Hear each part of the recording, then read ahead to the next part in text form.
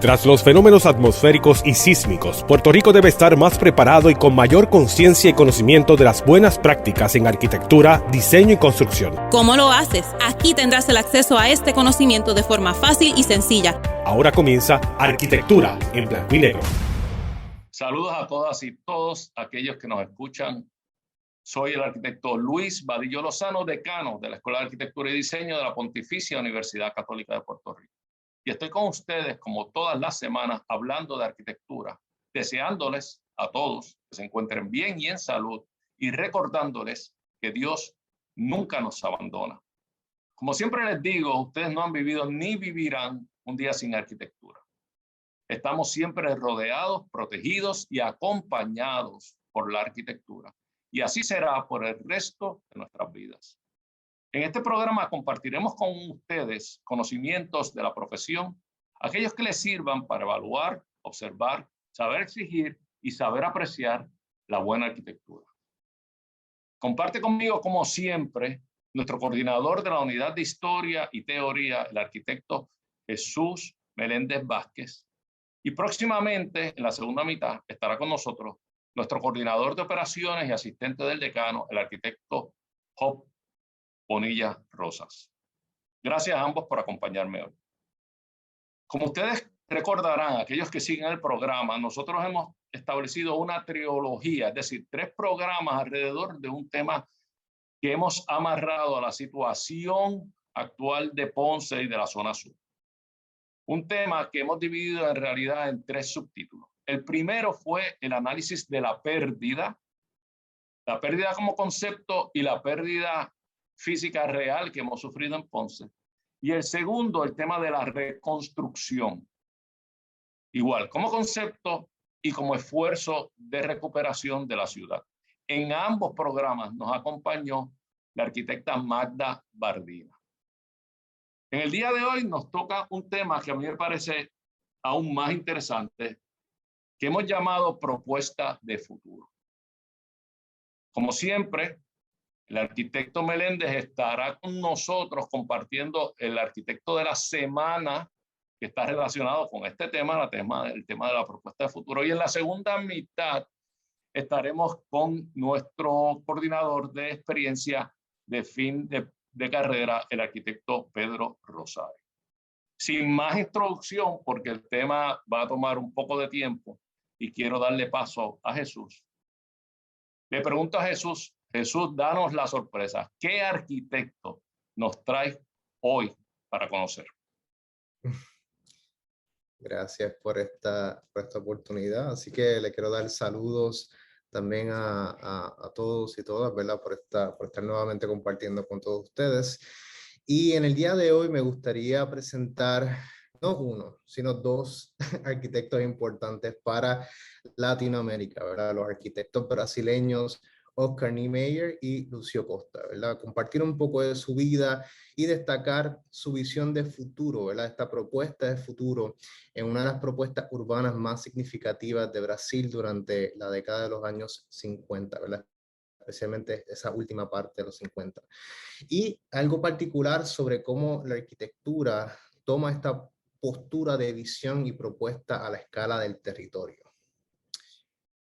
Primero, Lucio Costa, quien nació en Francia en el año 1902, es decir, comienzos del siglo XX, es conocido por ser urbanista y pionero en la arquitectura moderna en Brasil. Estudió arquitectura en la Escuela de Bellas Artes de la Universidad Federal de Río de Janeiro, en donde más adelante, ¿verdad?, ejerció como profesor. Y esto es importante porque significa que Brasil ya estaba produciendo sus propios arquitectos y arquitectas a principios del siglo XX. Y algo monumental, ¿verdad?, que fue trascendental para su carrera, es que en 1956 se abrió este concurso para definir la ciudad de Brasilia, para ser destinada a ser la nueva capital de Brasil, ¿verdad?, del cual la propuesta para el plano piloto de Lucio Costa resultó ser seleccionada por su composición y desarrollo urbano. También es conocido por contribuciones en la arquitectura como el pabellón de Brasil en la Exposición Universal de Nueva York, con quien trabajó con su contemporáneo, el arquitecto Oscar Niemeyer. Oscar Niemeyer nació en Río de Janeiro en 1907, 5 años de diferencia. Es considerado, al igual que Lúcio Costa, uno de los exponentes de la arquitectura moderna en Brasil, ¿verdad? Y gran parte de su práctica se dedicó a construir edificios cívicos y fue pieza clave en el desarrollo urbano de Brasilia junto a su creador, Lúcio Costa, ¿verdad?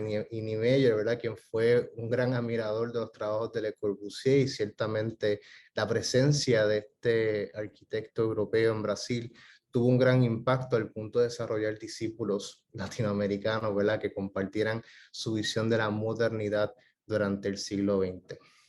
Y curiosamente, en 1956, que tenemos la presidencia del presidente brasileño Juscelino Kubitschek, se comprometió con su gobierno, ¿verdad? Después de tener esta imposición del gobierno del presidente brasileño Getúlio Vargas, a erigir una nueva capital federal en el remoto interior del país, ¿verdad? Que se inauguraría antes del final de su mandato, y cumplió con su palabra. Y esto constituyó un gran paso hacia la realización de un sueño de casi 2 siglos de extender la población del país, que ahora mismo es 4 millones, ¿verdad?, hacia el interior de Brasil. Cabe destacar la utilización particular de la propaganda, ¿verdad?, como herramienta para llevar a cabo esta visión, como lo es la portada de la revista Times de 1956, en donde vemos el presidente de Brasil, Juscelino Kubitschek, y una representación cosmopolita de Brasil como un motor de cambio naciente motivado para proponer una capital moderna opuesta totalmente a su capital anterior, que fue Río de Janeiro hasta 1960. En la imagen a la derecha vemos esta perspectiva general de Río de Janeiro, en donde no cumple con estas expectativas particulares de una capital cívica, monumental, ¿verdad?, y con un orden particular. Ahora bien, curiosamente hubo esfuerzos de parte del gobierno para modernizar la ciudad de Río de Janeiro de manera puntual, con arquitectura, como lo fue el Ministerio de Salud y Educación de 1943, diseñado por Lúcio Costa y Oscar Niemeyer, entre otros colaboradores, incluyendo Le Corbusier. Y particularmente, una de las contribuciones de este edificio es la capacidad de la arquitectura moderna de principios del siglo XX en producir un orden cívico a la escala de la ciudad, participando activamente, como lo es uno de los espacios del ministerio, como estas columnas masivas, ¿verdad?, definiendo un umbral arquitectónico. Y estas ideas de un orden cívico con un carácter monumental, oscilando en lo cotidiano, son rasgos esenciales en lo que sería la nueva capital de Brasil, Brasilia, ¿verdad?, dotando de un carácter monumental a la escala del territorio. Y todo esto fue posible gracias a este concurso nacional celebrado en el 57, en donde un jurado internacional seleccionó la propuesta de Lúcio Costa para el diseño urbano de la nueva ciudad, ¿verdad?, este plan piloto de Brasilia. Y un rasgo crucial de la propuesta de Costa era esta clara distinción entre lo que llamamos las civitas administrativas, que está en el centro, ¿verdad?, vertical, de carácter monumental, y la urbs, que es lo cotidiano, donde está la vida, donde vivimos en conjunto con esta línea central administrativa. Y ciertamente esta propuesta de Lúcio Costa redefine esquemas urbanos básicos que han sido importados a Latinoamérica, como lo es el esquema urbano colonial a mano izquierda, ¿verdad?, que está la plaza típica como centro y los servicios a su alrededor, siguiendo una cuadrícula. Esto es muy típico si vas a visitar la ciudad de Ponce, que tienes la plaza, luego tienes la alcaldía enfrente y obviamente las zonas comerciales y residenciales.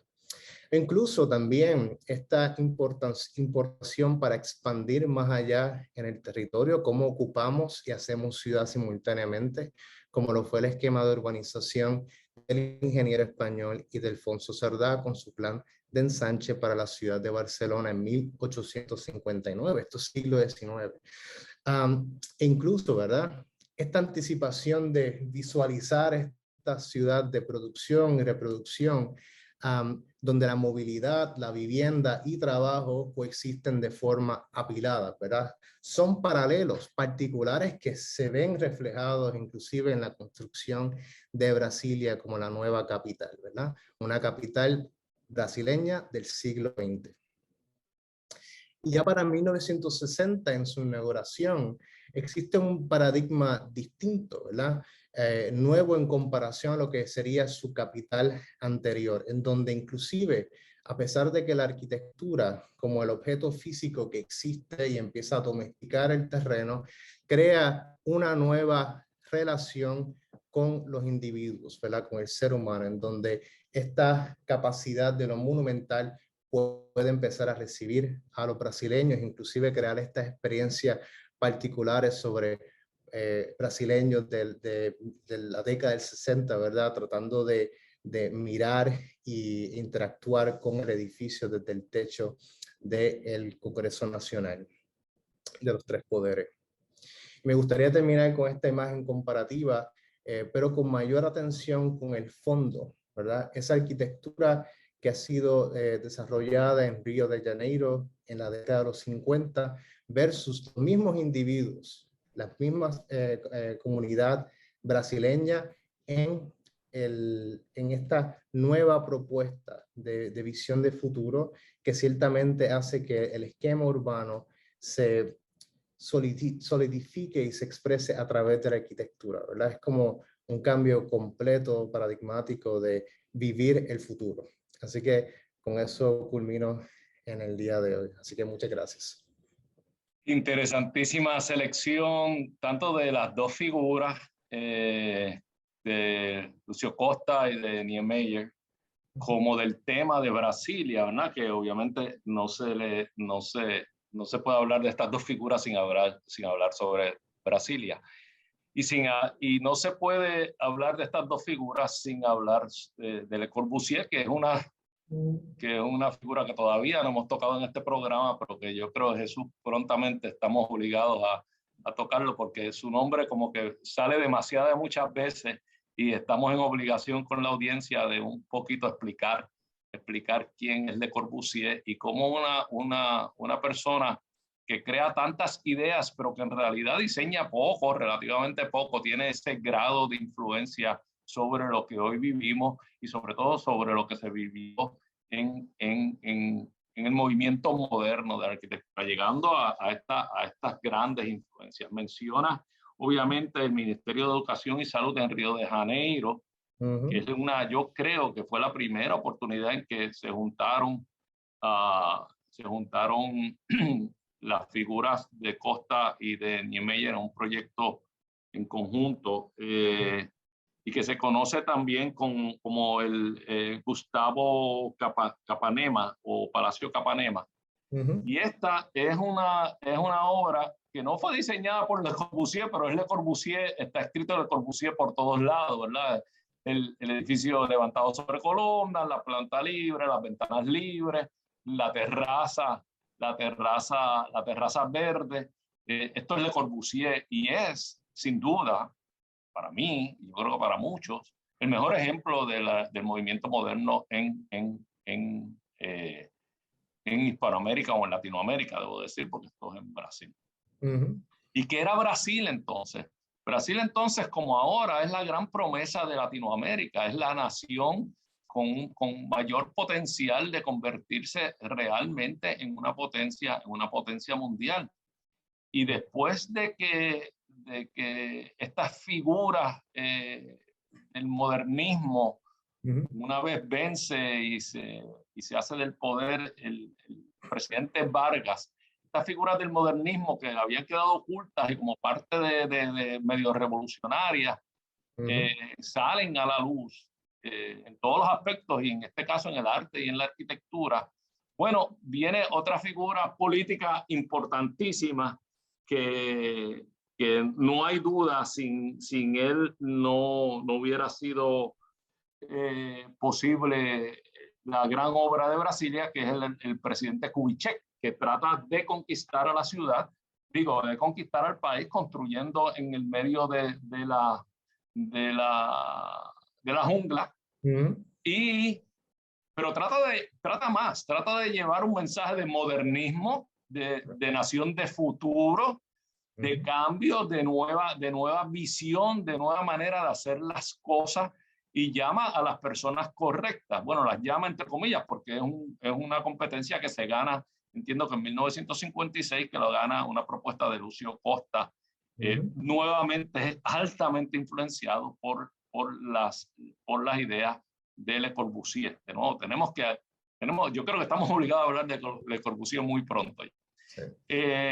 Ahora, me resulta interesante que ante el panorama nuestro de una zona sur de Puerto Rico y de un Ponce golpeado tanto por los huracanes Irma y María como por el terremoto, tú hayas escogido esta figura y este tema tan particular de Brasilia. Me interesaría que nos compartieras un poco por qué. ¿Cuál es el amarre que tú le ves con la coyuntura que nosotros estamos viviendo actualmente y que quizás con la visión de futuro o el esfuerzo futuro que tenemos que hacer?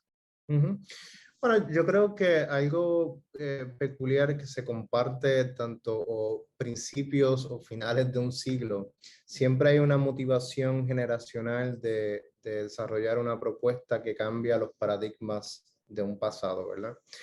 Especialmente este pasado particular que estuvo bajo la presidencia de Getúlio Vargas, donde estuvo como presidente en 2 términos, pero no fue hasta el 54, ¿verdad?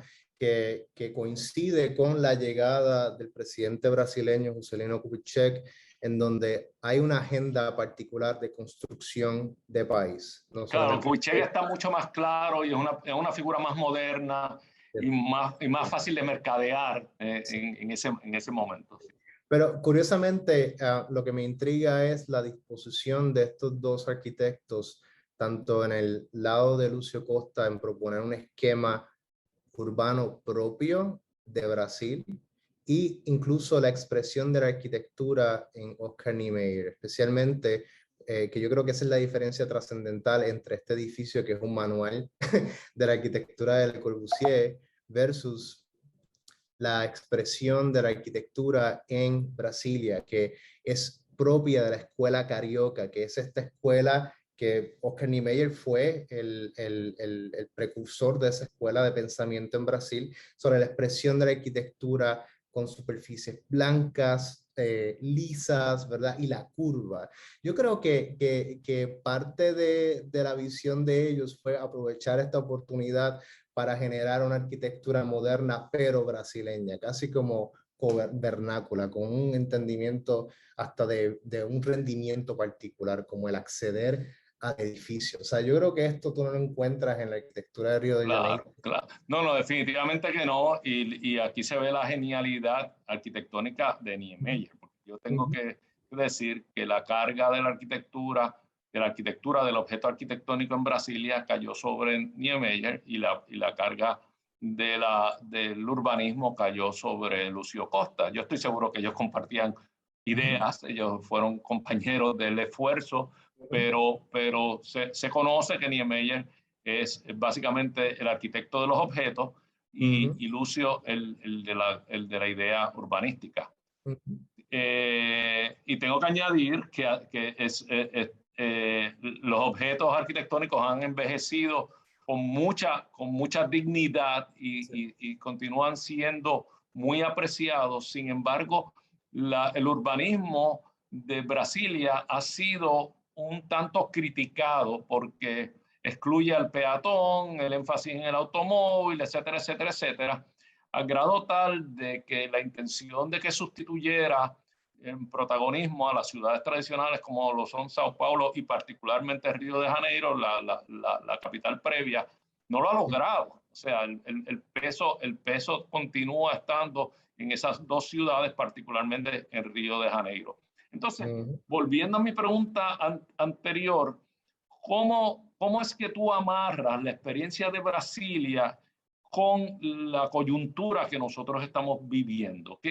¿Cuál es la unidad que tú le ves a Brasilia o a la figura de Lucio Costa con, particularmente Lucio Costa, con lo que nosotros estamos viviendo. Es que tú estás planteando que hay que proponer alguna manera de ocupar un nuevo territorio urbano, y que es en un nuevo territorio urbano donde nosotros podríamos encontrar el futuro de la ciudad y del futuro de la región sur de Puerto Rico. Yo creo que la razón por la cual traigo este esquema urbano, esta propuesta de Lucio Costa, es porque nos sirve de precedente, de aprender ciertos errores y llevar ciertas virtudes a nuestras propias propuestas. Yo creo que esa es una razón fundamental de por qué en la arquitectura hay un entendimiento sobre el precedente como esa referencia. En el caso de Ponce, yo creo que existe una alternativa de cómo empezamos a redefinir lo que es propuesta y expresión de la redefinición del esquema urbano, pero también cómo empezamos a dotar de ideales la expresión de la arquitectura también. En donde, en ese caso, yo creo que uno no puede separar tanto a Lucio Costa de Niemeyer, porque oscilan en ese paradigma, en esa realidad. Sí, o sea que...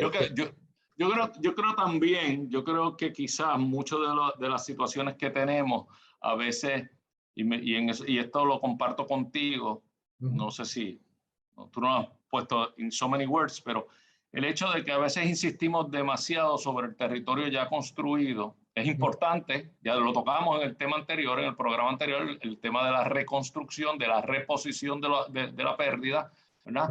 Pero hay una obligación generacional de hacer nuevas posturas, de hacer nuevas propuestas, y esas nuevas posturas, esas nuevas propuestas deben de ocurrir frescas quizás sobre un territorio no ocupado, sobre un nuevo territorio urbano, y demostrar que un mejor Ponce es posible, que es lo que intentó Kubitschek hacer con Brasilia. Un mejor Brasil es posible. Y ciertamente yo no sé si lo lograron con Brasilia, no estoy muy seguro de eso. Ciertamente sí estoy seguro que ha quedado un legado para la humanidad, y una referencia tanto para el urbanismo como para la arquitectura, que se salió del papel, porque las referencias de Le Corbusier eran solamente de papel. Aquí se construyó, ¿verdad? Y de esa experiencia todos podemos aprender. Lamentablemente, Jesús, como siempre, se nos acaba el tiempo.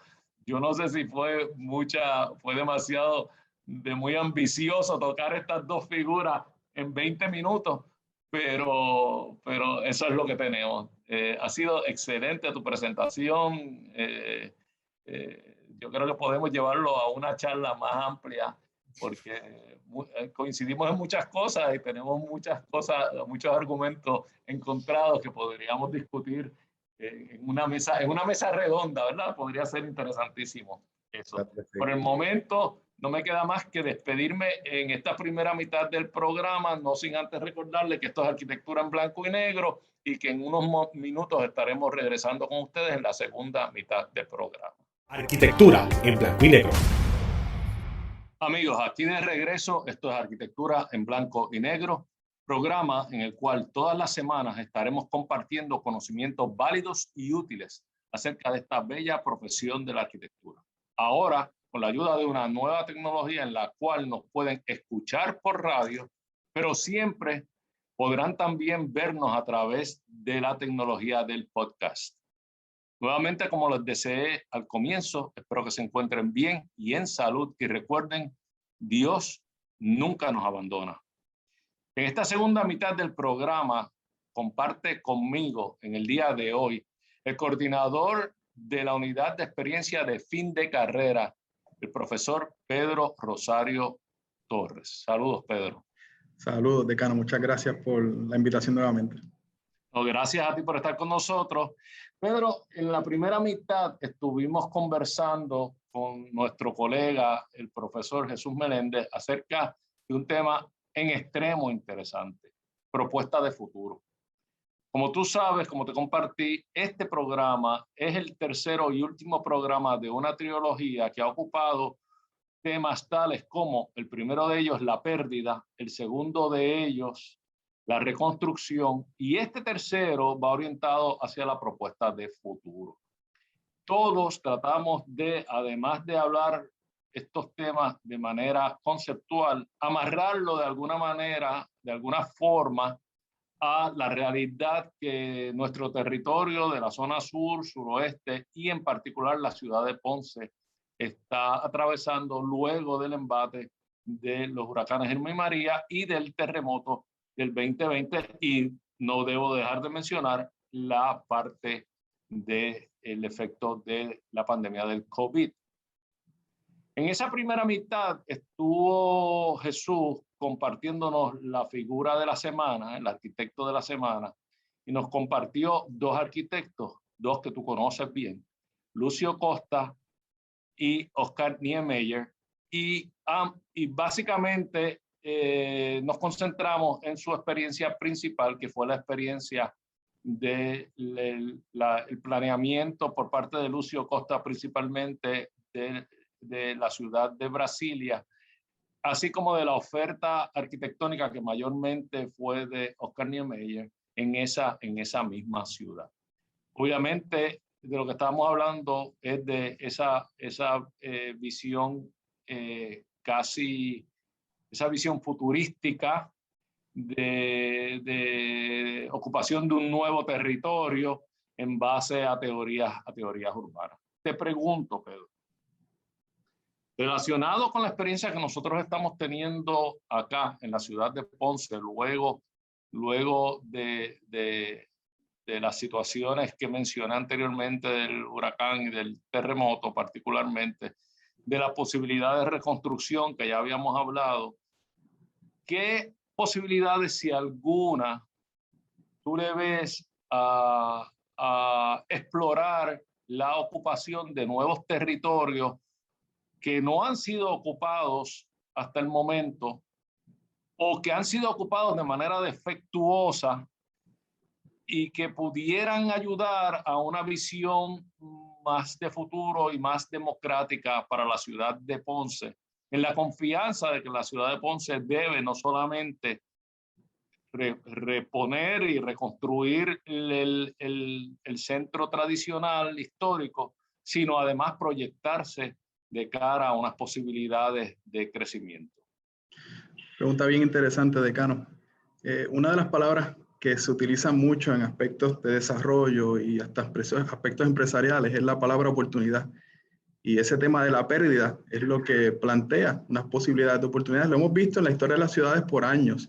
El caso de Viena, en Austria, para 1857, cuando rompen las murallas. El caso del fuego en Chicago de 1871. Y eso propone unas preguntas que hacemos cuando la reconstrucción, que usted menciona también, no logra satisfacer las necesidades actuales del territorio, de la sociedad, de las personas, del individuo, las necesidades urbanas y arquitectónicas. Entonces tenemos que mirar otros territorios, tenemos que mirar cuáles son las oportunidades territoriales que se tienen en las ciudades y entonces planificar de antemano para ellas, planificar ese futuro en esos lugares. Y enfatizo ese tema de planificar, porque entonces si no lo planificamos, entonces el crecimiento será desmedido, podríamos hasta perder esos territorios. Claro, claro.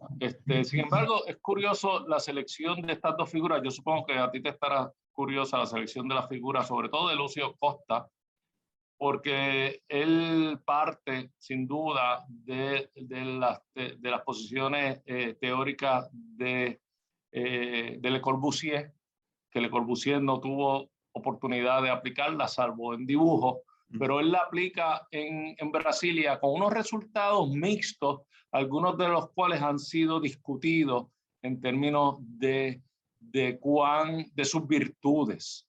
En ese sentido, yo entiendo que Ponce ya ha hecho intentos de ocupación, porque ha crecido ocupación de nuevos territorios de manera ciertamente bastante imperfecta, y habría que darle algún grado de coherencia y de idea, pero ¿cómo tú ves el adoptar ideas de Le Corbusier o aplicadas en Brasilia por Costa, ¿cómo tú lo ves aplicado en Puerto Rico a la realidad de Ponce? Hay una realidad, una diferencia principal, que es la diferencia de escala. El caso de Brasilia, y es una situación hasta política distinta. Estamos hablando de una movilidad de capital, un cambio de capital política. Desde ese punto de vista, pues nosotros no tenemos eso, y la escala es una gran diferencia también. Yo creo que lo que uno aprende del ejercicio de Brasilia es esa aventura, esa curiosidad de este grupo o este binomio de profesionales, de verdaderamente tratar de proyectar en cero, en esa página en blanco. Podríamos decir que tal vez en la escala de nosotros en Ponce, en el sur, suroeste, en Puerto Rico, pues tenemos situaciones que se podrían dar de manera similar, pero tal vez lo que necesitamos es un andamiaje de base de planificación, un andamiaje teórico de base de planificación, para luego entonces hacer la proyección a una escala mediana, una escala de ciudad, de ciudad caribeña. Hay dos diferencias, si te entendí bien, hay dos diferencias que tú visualizas y que tú pones y que yo comparto contigo. Uno es la escala. Además, la escala del mensaje también, la necesidad que tenía Brasil en ese momento de proyectarse como una nación del futuro. Como yo dije en la primera mitad, Brasil siempre es la gran esperanza de América Latina de tener una gran potencia mundial, ¿verdad? Aunque no se ha dado, pero ciertamente en los años 50 y 60, Brasilia fue un ejercicio que se aprovechó para varios aspectos. Uno, centralizar o descentralizar el poder político. Dos, la ocupación de un territorio no explorado en el medio de la jungla. Y tres, la proyección como gran nación, como nación de potencial. O sea, que había mucha búsqueda en el ejercicio o en el experimento de Brasilia que no necesariamente nosotros compartimos, aparte de presupuestos y de ambiciones, ¿verdad? Ciertamente es totalmente diferente. O sea que eso lo dice, y yo creo que también dice el hecho de que nosotros, nuestra intervención no sería tan virgen. Estamos demasiado muy rodeados de ciudad que nos precede, y a la cual nos tenemos que amarrar y a la cual tenemos que responder y la cual tenemos que mejorar y podemos mejorar. Entonces, si fuera así, me parece que quizás tú tienes otras referencias que pudieras utilizar y que a lo mejor nos aplicaran mejor. Vimos la experiencia, obviamente, del ensanche Cerdá en Barcelona, donde se parte de un centro histórico hermoso, gótico, pero que era caótico, como todas las ciudades medievales, y que de ninguna manera Barcelona hubiese podido crecer con ese caos a la ciudad que hoy en día, y ahí hubo la experiencia Cerdá. Pero hay otras, y hemos tú y yo trabajado mucho con la figura de Kevin Lynch. ¿Qué nos puedes compartir de qué otros mecanismos, otros asideros conceptuales podríamos utilizar para un crecimiento ordenado de la ciudad de Ponce? Mira, interesante la figura de Kevin Lynch, un clásico en su libro La imagen de la ciudad. Me vienen a la mente dos citas del capítulo 4 de ese libro, La imagen de la ciudad, cuando él, de una forma bien elocuente, presenta, le cito: tenemos la oportunidad de construir nuestro nuevo mundo urbano en un paisaje imaginable, es decir, visible, coherente y claro. Y luego pasa a decir, esto exigirá una nueva actitud por parte del habitante de la ciudad y una remodelación física de su dominio. Una nueva actitud, enfatizo, del habitante de la ciudad. Y luego pasa a decir algo que también hemos compartido, decano, en el pasado: una ciudad es una organización cambiante y de múltiples propósitos. Una tienda para muchas funciones levantada por muchas manos y con relativa velocidad. Quiere decir que lo que uno plantea en la ciudad, y es lo que él pasa a decir en su libro, cuando plantea 5 elementos que son la base del urbanismo para el futuro crecimiento de una ciudad, uno plantea como un germen. Es como un crecimiento entonces natural, orgánico. Uno plantea unas bases, unas guías sobre la cual el desarrollo, la arquitectura, los distintos entes que tienen inherencia sobre la ciudad pueden operar. Ok, entonces, por lo que entiendo, tú te parece que la aplicación del marco teórico de Kevin Lynch con como tú dices, con sus 5 parámetros están más a la escala de lo que nosotros podemos hacer en Ponce o de lo que nos toca hacer en Ponce de cara a un futuro, que unas posturas tan ambiciosas como las que podría tener Le Corbusier o un Lucio Costa con relación a unas ciudades nuevas. No estamos hablando de nuevos territorios, pero pequeños territorios que tendrían que responder a lo que es existente en el caso de Ponce, y no de algo que está ocurriendo en el vacío, como el caso de Brasilia. ¿Y cuáles de estos 5 parámetros, los 5 parámetros, tú dices, ciertamente, si los aplicáramos con algún grado de coherencia y consistencia en Ponce, terminaríamos con una mejor ciudad? Yo diría que los cinco en conjunto. ¿Podríamos revisarlo rápidamente? Claro que sí. Él plantea que los 5 elementos de la ciudad son un manejo de los bordes, una definición clara de los distritos, un establecimiento claro también de las sendas o los caminos de la ciudad en todos los sentidos, lo que es el establecimiento de los nodos, esos espacios de experiencia compartida, esas intersecciones también, y lo que son los hitos de la ciudad, esos puntos de referencia que entonces hace que la ciudad sea referenciable, caminable, vivible. Pero él pasa a hablar en el libro también de las interrelaciones, que cuando uno los lleva a un discurso urbano, pues entonces empezamos a ver posibilidades de conexiones entre esos distintos territorios, porque partimos de la premisa, como usted bien lo dice, partimos de la premisa que la ciudad, hay gran parte de ella, la mayoría ya está construida, así que lo que estamos haciendo son una serie de espacios de nuevos territorios urbanos que tienen que establecer relaciones simbióticas con lo que existe. Entonces ahí viene esa conexión, esa interrelación entre los distintos territorios urbanos de la ciudad para dar cohesividad.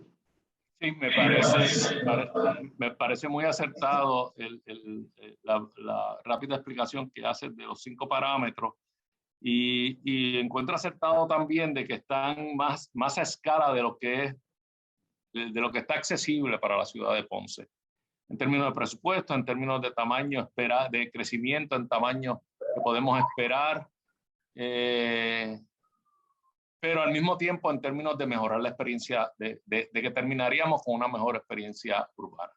Tú y yo y otros profesores, colegas nuestros, hemos participado, y de fuera de Puerto Rico hemos participado en algunos ejercicios, como ha sido Repensando Ponce 1 y 2, o el ejercicio de un mejor Ponce posible, en donde hemos explorado el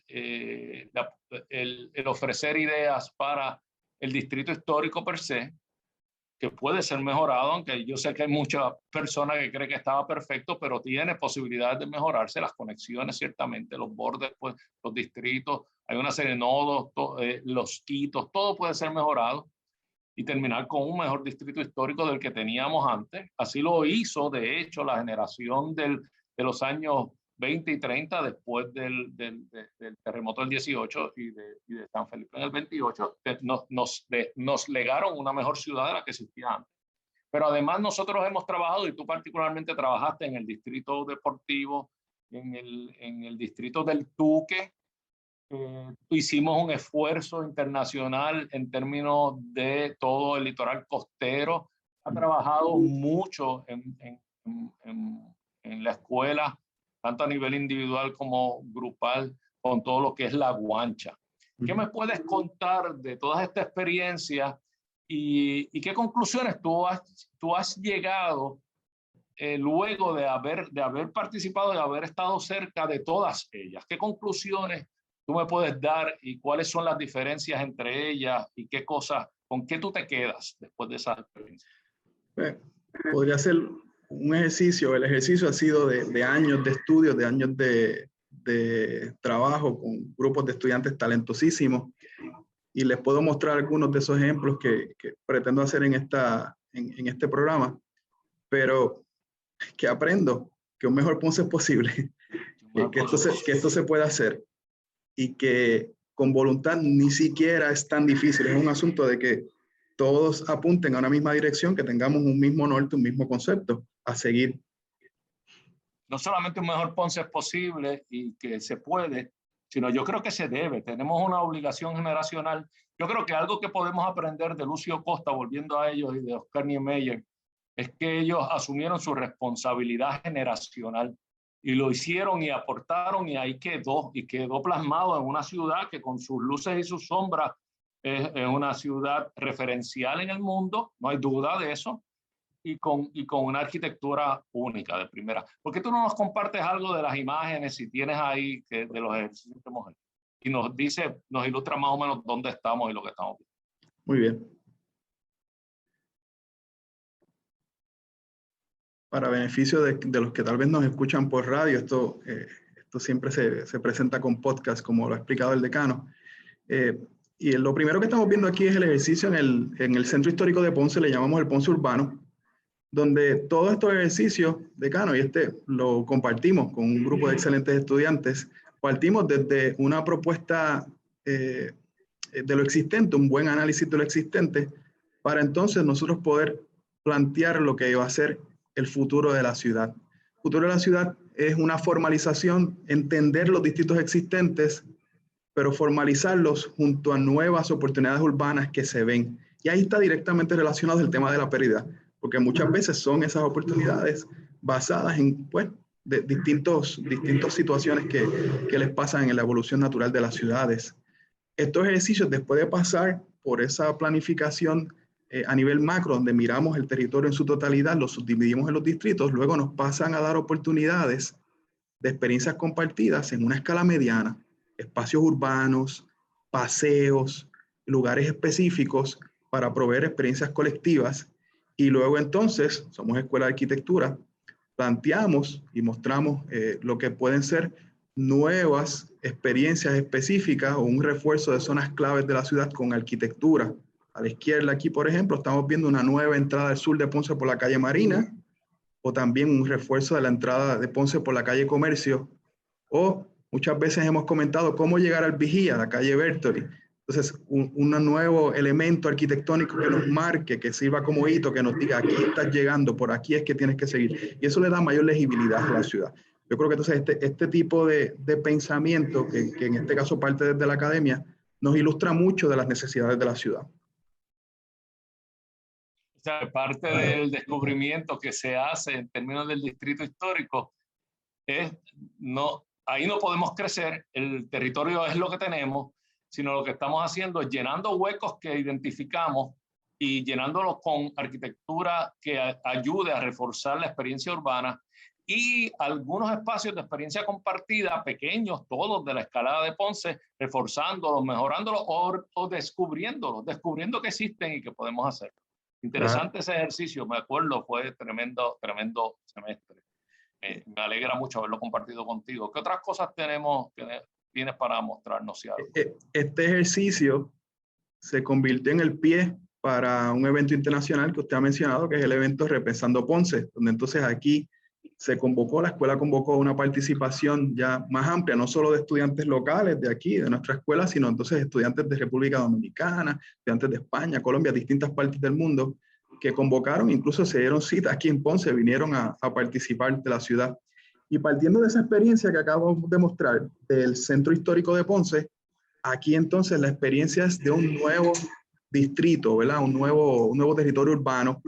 Ya entonces, trabajando sobre esa última extensión mayor de territorio que para algunos es así, disponible de desarrollo en la ciudad, que es la finca Multiado Estrella, que ahora mismo solamente habitada por 2 activos, es el complejo ferial y el hospital de veteranos. Y de repente todo ese resto de desarrollo, que es lo que se ve en la imagen de la derecha, está promulgando mucho pensamiento desde el urbanismo, desde la arquitectura, de qué se puede hacer, especialmente cuando debemos defender algunos activos e inversiones que ha hecho la ciudad, como el paseo lineal, y que corre ahí esa visión de hidrología urbana, ese activo se puso, eso es una inversión pública que está ahí, y de repente, ¿cuál es el próximo paso? Uno se pregunta. Entonces, eso fue lo que se planteó, entre otras cosas, ese taller internacional que vino justo después, el verano después de que se trabajó con el Centro Histórico. Y entonces se pensó en el uso mixto. Una de las cosas que tal vez aprendemos un poco de que faltó un poquito en Brasilia, es pensar ese pensamiento en distritos que sí Lynch nos dice, de pensar en los distintos usos a distintas horas. Entonces la ciudad siempre tenga vibra, siempre esté viva a todas horas, porque hay lugares de trabajo, lugar de estudio, lugar de vida, lugar de disfrute. Y entonces eso dio paso el mismo ejercicio en semestres posteriores a distintas propuestas puntuales, propuestas de que, oye, si este es un nuevo distrito urbano en la ciudad, pues cuál es la propuesta intermodal que conecte, digamos, el puerto, el aeropuerto, el casco urbano, y propuestas específicas de hacer disponible esa nueva vista, el paseo lineal, la vista al río. Pues entonces, ¿cuál es la oferta? En este caso, un ejemplo de una oferta de vivienda en miras a esa nueva vista, ese nuevo redescubrir del paisaje de Ponce. Sí, interesante, porque estamos sí ocupando un nuevo territorio, pero ocupándolo bajo unas posturas de ciudad habitable, un poco recogiendo la experiencia del distrito histórico, pero dentro de un nuevo territorio que queda próximo, pero no directamente conectado. O sea, que viene a ser como un complemento, como una oferta de crecimiento casi que orgánico, pero ordenado de la ciudad bajo otros preceptos más contemporáneos, pero todavía invitando a la habitabilidad de la ciudad, si es que la palabra existe o me la estoy inventando.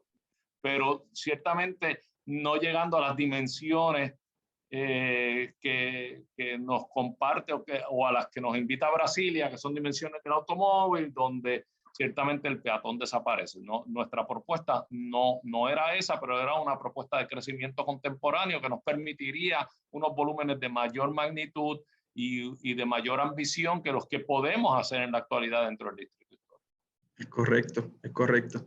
La otra propuesta, decano, que se trabajó, tuve la oportunidad de trabajarla con el arquitecto Manuel de Lemos, que es uno de esos colaboradores que usted hace referencia, que fue cuando trabajamos en el complejo turístico recreativo El Tuque, un lugar que había sido rescatado o se había hecho permanecer por unos pocos activos que estaban allí, ¿verdad?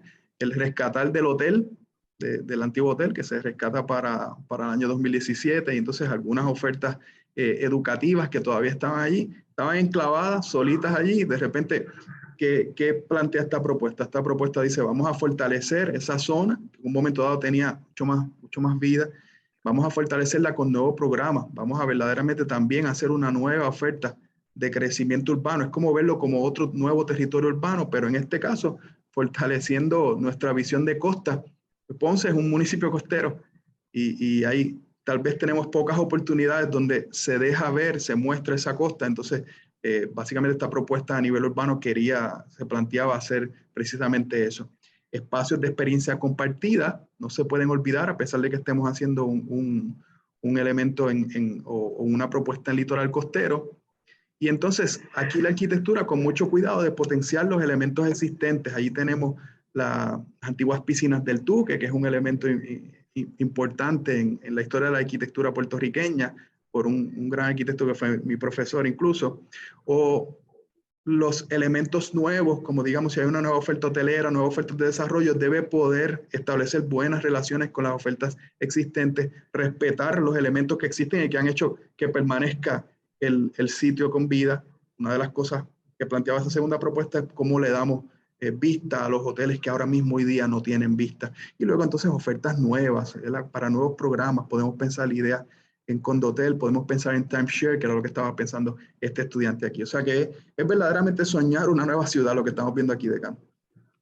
Y recuerdo perfectamente esa experiencia, fue los resultados fueron impresionantes. Me parece que permiten soñar nueva ciudad. Posteriormente a esa, lamentablemente el tiempo nos traiciona y ya tenemos que ir concluyendo el programa y no hemos podido llegar a lo que fue la última de las experiencias, que fue trabajar todo el litoral urbano, costero, debo decir, en lo que fue la segunda edición de Repensando Ponce, donde conectamos precisamente el área del Tuque con el área de La Guancha y todo ese litoral costero que queda tan escondido para los ponceños y que no lo conocen y que tiene tantos retos ecológicos y de todo tipo, pero que pasa incluso por experiencias urbanas como la experiencia de la playa, y cómo conectamos todo eso con el puerto de Ponce y como dije, y con La Guancha, fue una experiencia increíble por la variedad de herramientas que tuvimos que emplear y que tenemos que agradecer a todos los que participaron con nosotros en ese taller internacional, compañeros de aquí de la escuela, pero compañeros de escuelas aliadas, y que aportaron a lo que son grandes ideas y grandes oportunidades. Ciertamente, esto de la radio y del tiempo es difícil de controlar. No nos queda tiempo para continuar con el programa. Quizás, Pedro, vamos a tener que hacer un segundo programa sobre el tema y sobre todo sobre las posibilidades del litoral costero de Ponce. Quizás es una feliz contradicción el hecho de que no hayamos podido tocarlo ahora, porque podríamos tocar el litoral costero como programa separado. Pedro, yo te quiero agradecer tu tiempo hoy, agradecer tu aportación y agradecer que hayas estado con nosotros e invitarte para un futuro programa que ciertamente puede ser sobre el tema del litoral costero. ¿Algo que quieras decir antes de concluir? Un verdadero placer estar aquí, compartir con usted y con las personas que nos escuchan en el día de hoy. Compartir las experiencias académicas que están dadas para eso, ¿verdad? Para ser compartidas, para aprender. Lo conversamos muchas veces en estos entornos, ¿verdad? Estamos dentro de unas paredes y se genera mucho conocimiento aquí, que lo que necesita es recibir los ojos correctos, ¿verdad? Y ver las posibilidades de la ciudad, ¿verdad? Verdaderamente soñar el futuro es una de esas capacidades innatas dentro de la profesión de la arquitectura. Es hermoso y es algo que queremos que sea algo contagioso también para las personas, que puedan verdaderamente entender la arquitectura como les está hablando aquí en blanco y negro.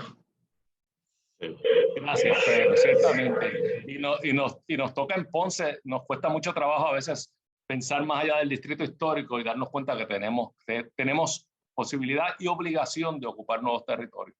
Bueno, me despido ya. Gracias a nuestra Universidad Pontificia por esta oportunidad y gracias a todos ustedes que nos acompañan ahora durante una vez en semana en este programa, ahora también en la modalidad de podcast. Manténganse saludables y perseveren en su fe. Recuerden, esto es Arquitectura en Blanco y Negro. Les invitamos a que estén con nosotros nuevamente la próxima semana con interesantísimos temas.